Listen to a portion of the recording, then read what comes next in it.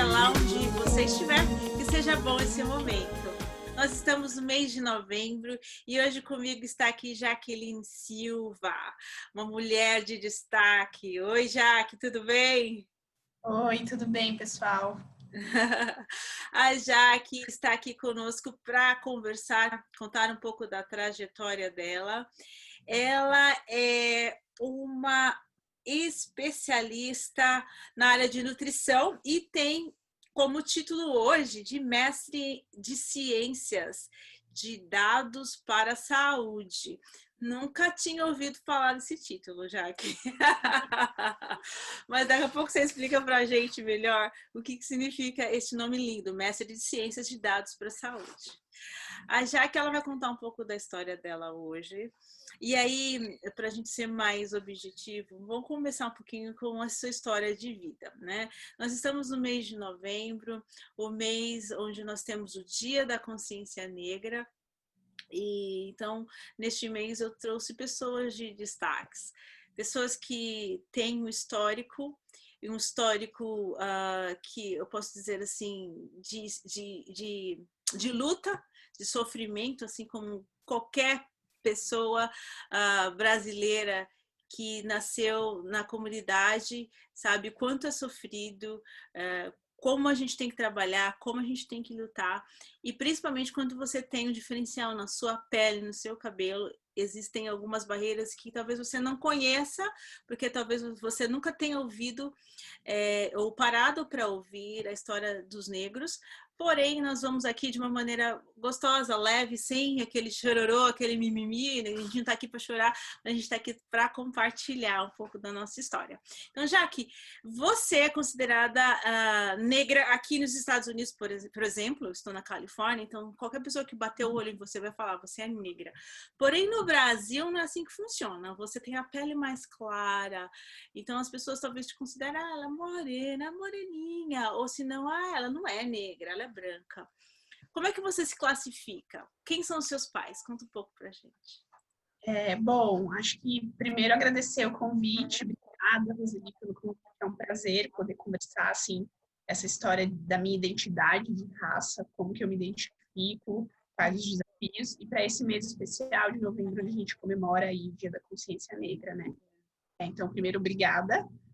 Acho que, como você falou, aqui no Brasil eu desapareço na multidão, porque o nosso povo é muito miscigenado, então eu estou na multidão e é muito difícil, assim, me classificar em alguma raça aqui no Brasil. Olhar a minha certidão de nascimento, está escrito lá parda. É isso. Eu também sou parda, hein? Também, que curioso. Então, eu, na verdade, falando assim da minha família, os meus pais são nordestinos, os dois. O meu pai é negro, cabelo crespo, bem crespo mesmo. Pele escura, bem escura? Não bem escura, acho que ele é parecido com você, não. Então, não sei definir os tons de escuro, mas ele é negro. Marrom bombom. Marrom bombom, perfeita definição. A minha mãe já tem a pele mais próxima da minha, a cor da pele mais próxima da minha, tem os olhos verdes. Oh, que linda! E tem o cabelo cacheado, não é uma textura mais para crespa, é um cacheado mesmo, né? Mas na família da minha mãe também temos negros. Eu tenho uma tia negra, eu tenho um tio negro de olhos claros. Então a gente é uma mistura bem boa. Bem Brasil mesmo, né? Mistura. Bem Brasil. E então os meus pais são nordestinos, vieram para São Paulo, jovens, se casaram. Qual estado eles vieram? A minha mãe de Pernambuco, meu pai da Paraíba. Paraíba. Okay. Isso. E a gente morou praticamente a vida inteira ali na periferia de São Paulo, na Zona Sul. Bem pertinho do Grajaú, ali começando a entrar no Grajaú, a gente morou a vida inteira ali, né? Então, eu nasci, cresci nessa região com a minha família, estudei em escola pública a vida inteira, então, esse é o meu background familiar, assim, e histórico. Sobre a minha identidade de raça, né? Então, eu realmente nunca tinha parado para pensar sobre a minha cor de pele ou a minha raça. Não me identificava como negra, acho que um pouco por isso do que você falou, né, Rô? Aqui no Brasil, isso não fica tão claro. Eu também alisava o cabelo, eu acho que essa questão do alisar o cabelo é uma forma, talvez uma forma de negar a raça. Origem, né? A minha origem, de uma forma inconsciente, mas era talvez uma forma de negar. Então, eu não me identificava como negra, essa é a verdade. Até que eu caí lá na Inglaterra, e lá na Inglaterra isso começou a cair um pouco a ficha para mim. Na verdade, antes de eu ir para a Inglaterra, eu tinha passado pelo processo de transição capilar, então parei de alisar o cabelo, cortei, comecei a assumir o crespo, eu acho que esse processo começou daí. Mas caindo na Inglaterra, eu não era branca, claramente não era branca. Então, os europeus, eles olhavam para mim e falavam, não, mas você não é branca. Ao mesmo tempo, os negros também diziam para mim, não, imagina, você não é negra, olha a cor da sua pele. Mas hoje quando eu me olho no espelho, eu falo, gente, olha os meus traços, né? Olha o meu nariz. Meu cabelo, o quadril, que aqui não dá para ver, mas também, assim, não tem como negar. Características bem marcantes do povo negro. Sim, características bem marcantes. Então, hoje eu me identifico como negra, mas não foi sempre assim, né? Foi um processo. Então, você quer dizer para mim que você caiu na real, se eu posso assim dizer, agora, na fase adulta, quando você estava na Inglaterra? Exatamente. Ok, então é interessante isso, é interessante mesmo notar, e eu acredito também que tem a ver com esse processo, que a sociedade ela está mais aberta para discutir assuntos como esses, e as pessoas têm hoje um pouco mais de orgulho de falar das suas origens e têm orgulho da sua própria etnia, raça, que é negra, que nós temos histórias de reis e rainhas que as pessoas insistem em não contar, porém nós somos descendentes de reis e rainhas, na verdade. E acho que quando você abre os olhos para esse seu lado da história, esquecendo que o currículo escolar quer descer goela abaixo, só esses últimos anos, os 100, 200 anos da história do povo negro, que foi de escravidão, se você começar a estudar, você começa a entender que não é bem assim, que existe uma história um pouco mais antiga, que ela precisa também ser contada e destacada, né? Então, acho que por conta dessa abertura de conhecimento, é que as pessoas elas estão muito mais assim receptivas para aceitar e entender e discutir a questão das origens, né? Agora, em relação aos seus estudos, já que você estudou em escola pública, fez faculdade em escola pública também, porém, uma escola que, assim, quem estuda na base na escola pública, ela não consegue entrar numa USP da vida, né? Como é que foi esse processo? Bom, então eu sempre estudei em escola pública. Na hora de fazer o ensino médio, eu sempre tive essa coisa muito forte dos estudos, né? Uma coisa que é minha, eu acho que é uma herança do meu avô, não sei bem, mas eu sempre quis estudar. Então, na época, quando eu terminei a 8ª série, eu ia ter que mudar de escola. Eu sabia que os meus pais não podiam pagar uma escola particular para mim, eu teria que ir para uma escola pública de novo. E eu falei para minha mãe, eu não vou estudar nas escolas do bairro, porque eu vou ir para uma escola boa. E aí tinha, hoje a gente reconhece como ETEC, aqui em São Paulo. Que tem Eu estudei no ETEC também, da Fundação Paula Souza, né? Isso, da Fundação Paula Souza. Provavelmente quando você estudou, tinha uma ou outra em São Paulo e todas em bairros mais abastados, não tinha ETEC na periferia. Não. Hoje em dia, felizmente tem, mas na época que eu estudei não tinha. Então, eu fiz a prova, que a gente chama de vestibulinho, né? Eu me lembro da minha mãe me falando, pra que isso, menina? Tem uma escola aqui do lado de casa, você quer ir pra essa escola tão longe, pra quê? Eu falei, mãe, se eu não passar nessa escola, eu não vou estudar. Persistente, focada. Invocada. E aí eu fiz o vestibular. A minha mãe também, assim, ela nunca me impediu, né? Ela achava que era uma bobagem, mas ela nunca me freou, ela me deixava ir. E aí, quando eu passei no vestibulinho, ela me apoiou 100%, foi comigo, fez minha inscrição e tal. Então, acho que ter estudado nessa escola, na ETEC, me abriu muitas portas. Logo em seguida, eu ganhei uma bolsa para a Uni. Eu fiz a minha graduação em nutrição na São Camilo, que é um curso maravilhoso, ótimo. Na sequência, eu fiz mestrado na USP. Sim. Então o meu vínculo com a USP é esse, o mestrado que eu fiz lá. E depois eu fiz um segundo mestrado na Inglaterra. Eu, assim, dei uma sorte muito grande de conseguir uma bolsa de estudos financiada pelo governo britânico. Então eu fui para a Inglaterra estudar por um ano, com tudo pago pelo governo britânico. Então você fez nutrição pela São Camilo, mestrado na USP em quê? Nutrição em saúde pública. Nutrição em saúde pública. E esse o último mestrado, que é ciência de dados para a saúde. No que se resume isso tudo? Ciência de dados para a saúde?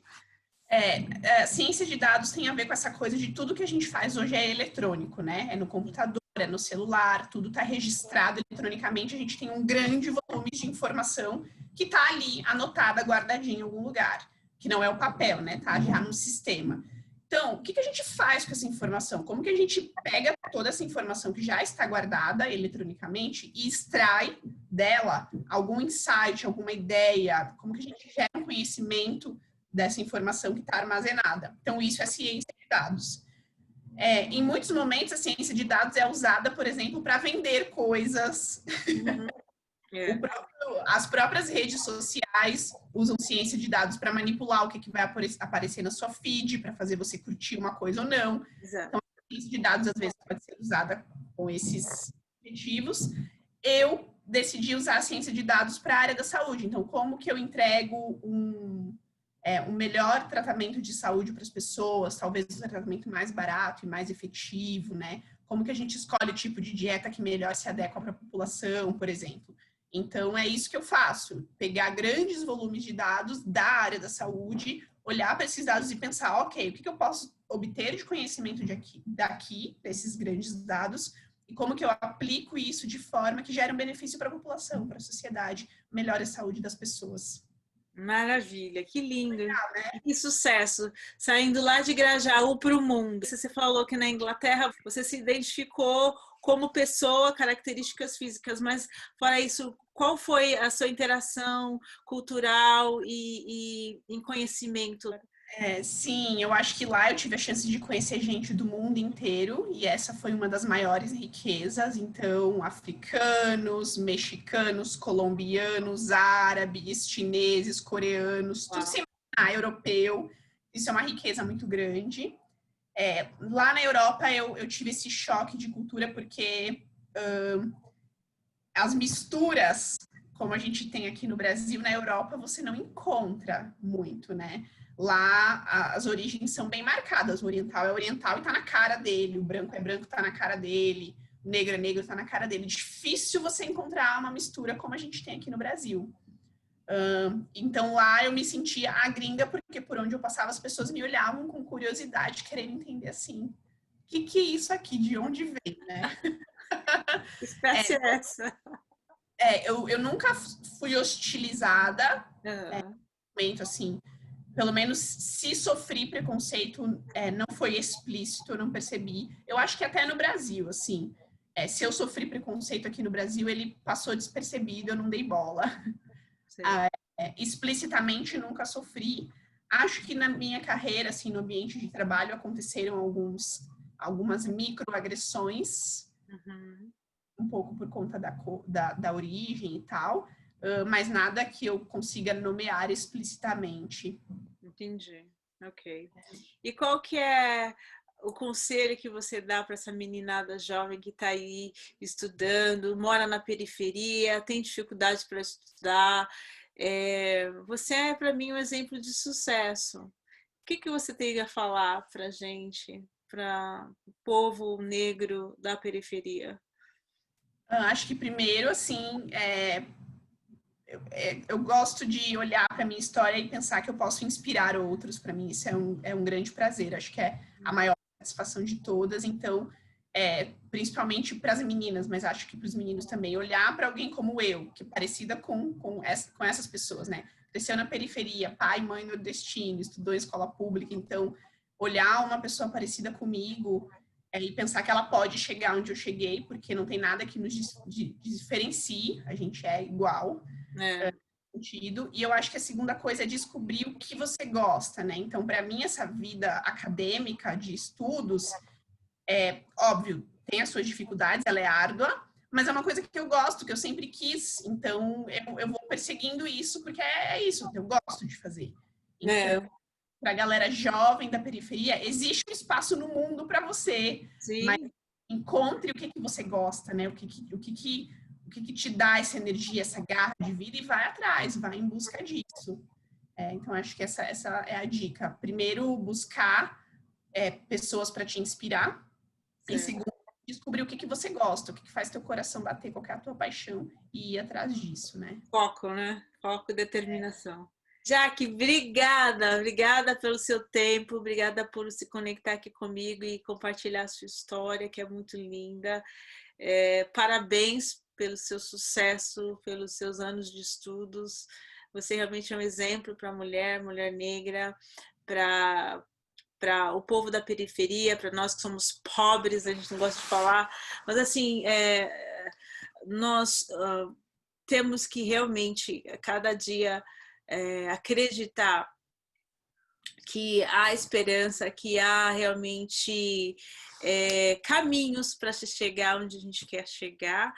Não é fácil, ninguém falou que seria, mas todos nós precisamos crer, ter fé e foco e alcançar os objetivos. É possível, você é uma prova disso e eu agradeço pelo seu esforço que serve para nós de exemplo. Muito obrigada por tudo. Obrigada por ser tão simpática, amável, sempre foi. Te encontrei há uns anos atrás, né? Acho que a gente conviveu pelo menos uns 3 anos na Sara, né? Na Sara Nossa Terra. E aí é gostoso rever você, mesmo que à distância, e saber de toda a sua caminhada, de toda a sua trajetória. Obrigada mesmo. Eu que agradeço a oportunidade, obrigada. Como último recadinho, assim, esse ano eu me envolvi bastante com mentorias, então, pessoas que são parecidas comigo, né? Ou não precisam ser parecidas comigo, mas que querem estudar no exterior, eu me disponibilizo para ajudá-las a conseguir aí as bolsas de estudo usando a minha experiência. E, obviamente, de forma gratuita, eu jamais cobraria por isso. Então, fico disponível aí para ajudar quem está querendo seguir essa... Maravilha! Então, eu deixo aqui embaixo nos comentários, deixa o seu Instagram, o teu e-mail, e essas pessoas podem te buscar. Acho que o Instagram e Twitter. Tá ótimo. Maravilha! Então, acredito que você vai ajudar muita gente. Então, se você que está aí assistindo tem o sonho de fazer um mestrado, uma especialização no exterior, a Jaque está aqui se disponibilizando para te ajudar, para te dar o caminho das pedras, né, Jaque? E sucesso para vocês aí do outro lado da telinha. Muito obrigada, um beijo. Deus te abençoe. Tchau, obrigada.